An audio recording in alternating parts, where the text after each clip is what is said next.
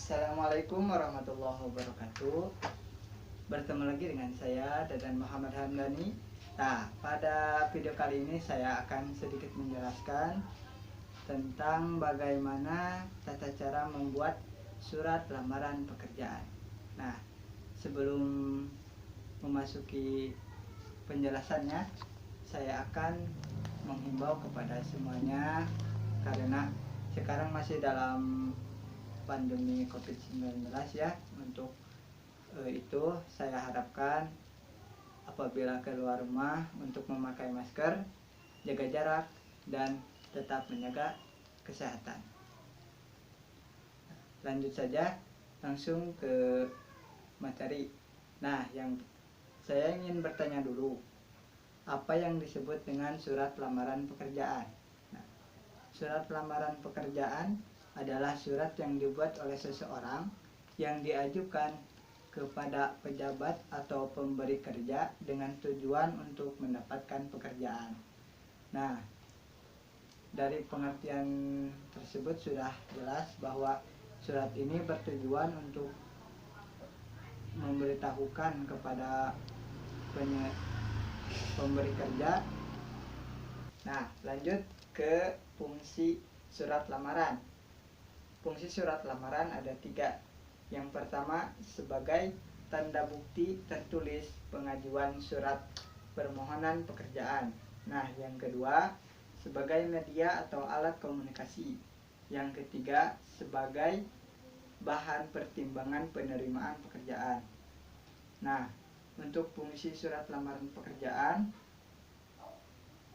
seperti itu. Jadi jelas ya untuk surat, untuk fungsinya yaitu agar pemberi kerja bisa tahu bahwa kita ini sedang mengajukan pekerjaan kepada pemberi kerja. Nah, lanjut yang kedua yaitu sistematika surat lamaran pekerjaan. Nah, sistematika ini terdapat 8 poin. Yang pertama, tempat dan tanggal pembuatan surat. Yang kedua, lampiran surat. Yang ketiga, nama dan alamat surat tujuan. Yang keempat, salam pembuka. Yang kelima, pembuka surat. Yang keenam, isi surat. Yang ketujuh, penutup. Dan yang kedelapan, salam penutup, tanda tangan, dan nama terang.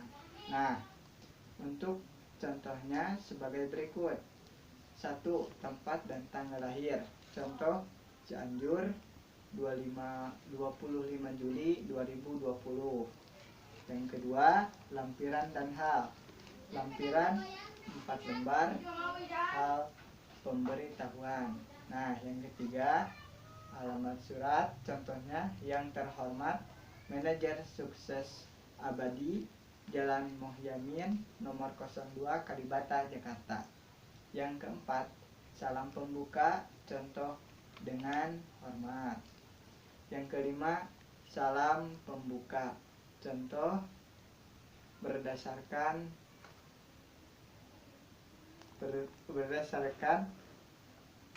bahasa yang baik dan benar. Nah, untuk selanjutnya yang keenam, isi. Contohnya identitas seperti nama, tempat tanggal lahir, pendidikan, terakhir alamat, maksud dan tujuan, menyatakan lampiran.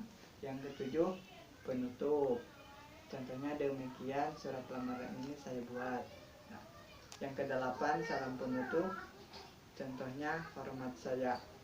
Yang kesembilan, tanda tangan dan nama terang. Nah, itu tadi yang saya sebutkan adalah sistematika surat lamaran pekerjaan. Yang selanjutnya yaitu isi surat lamaran pekerjaan. Yang pertama, paragraf pembuka. Yang kedua, paragraf pertengahan. Yang ketiga, paragraf penutup. Nah, yang selanjutnya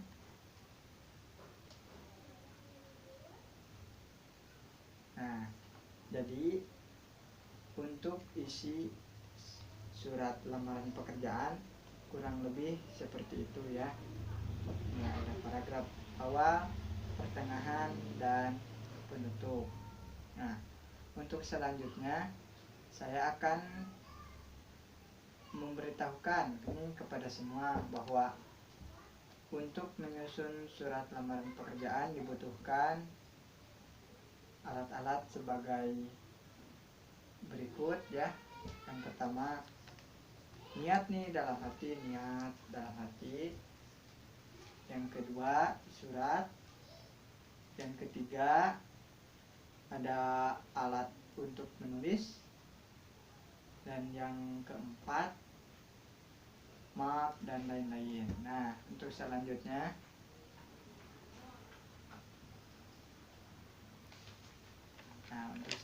kita akan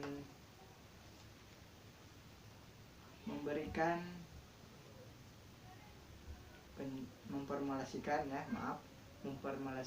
unsur kebahasaan surat lamaran pekerjaan. Nah, untuk yang ini yaitu ketentuan-ketentuan yang harus kamu perhatikan dalam membuat surat lamaran pekerjaan terkait dengan bahasa yang digunakan adalah sebagai berikut. Nah, yang pertama yaitu menggunakan bentuk surat yang standar. Nah, jangan membuat surat dengan surat yang kebesaran dan kekecilan, yaitu sebaiknya ukuran standar ya. Nah, yang kedua, menggunakan bahasa yang baik dan benar. Nah, ini yang sangat penting karena dengan kita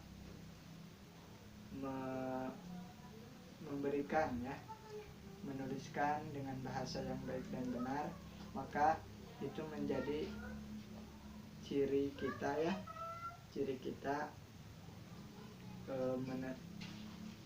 bahwa itu menentukan bahwa kita ini seperti apa.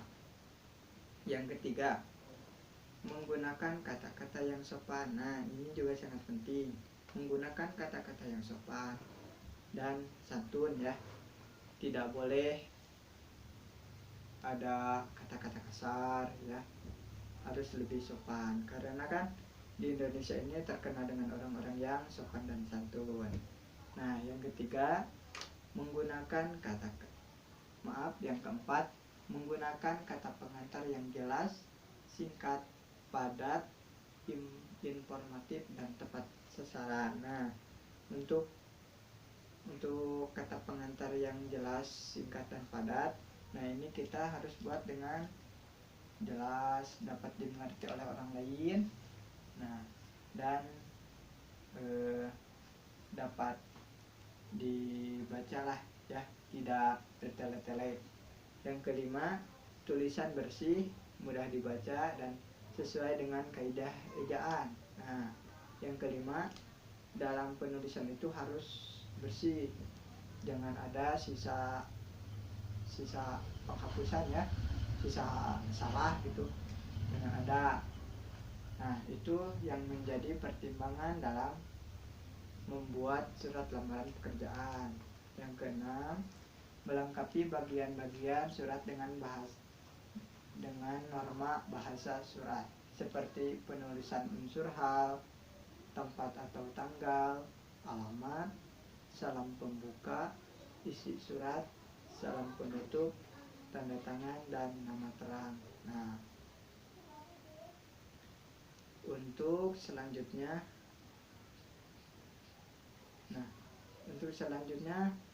berikut simpulan sistematika dan unsur-unsur isi surat lamaran pekerjaan. Nah, dalam surat lamaran pekerjaan terdapat komponen-komponen sistematika surat lamaran pekerjaan tersebut. Nah, yang pertama, tempat dan tanggal pembuatan surat. Tempat dan tanggal pembuatan surat ditempatkan di pojok kanan atas tanpa titik di akhir karena bukan merupakan kalimat. Yang kedua, lampiran dan hal.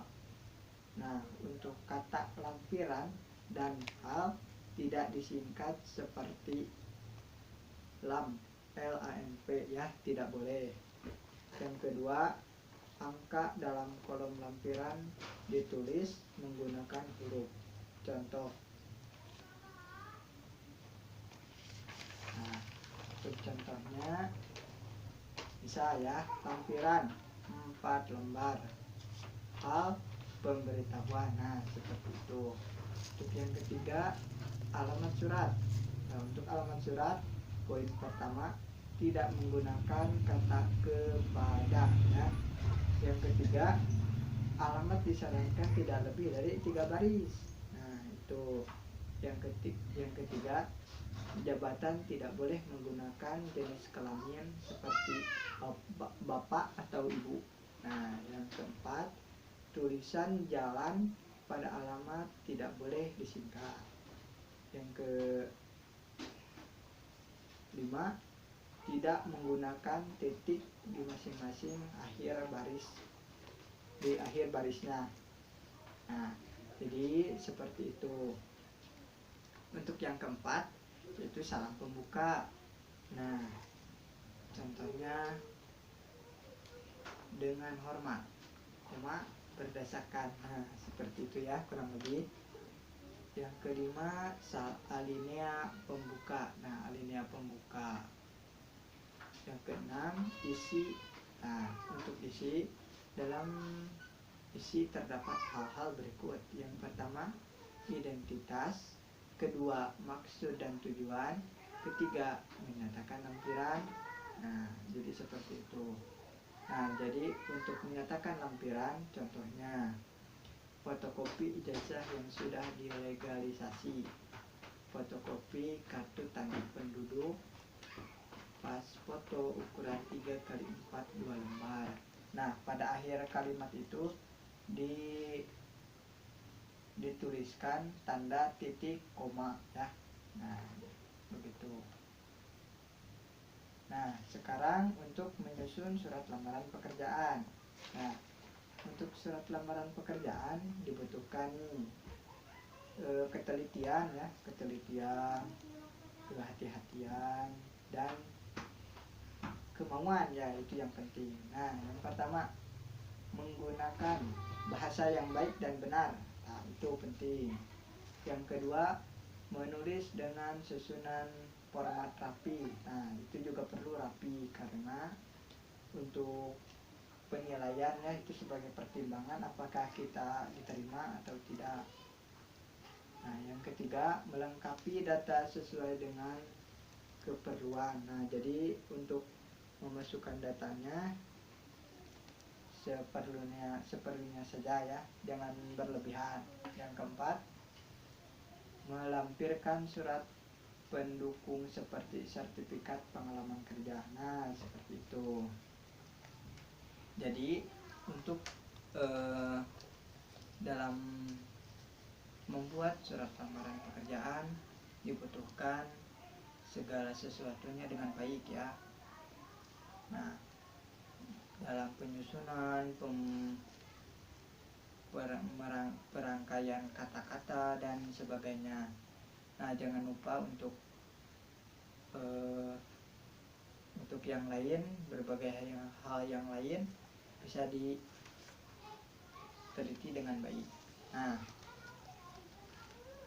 untuk saat ini kan kita masih dalam situasi pandemi ya. Jadi semoga saja pandemi ini cepat berakhir dan kita bisa merasakan kembali hidup dengan lebih baik lagi seperti sedia kala ya. Nah, untuk video kali ini dicukupkan sekian. Mohon maaf apabila ada kesalahan, mohon dimaafkan ya. Karena saya juga masih dalam tahap pembelajaran ya. Nah, untuk satu lagi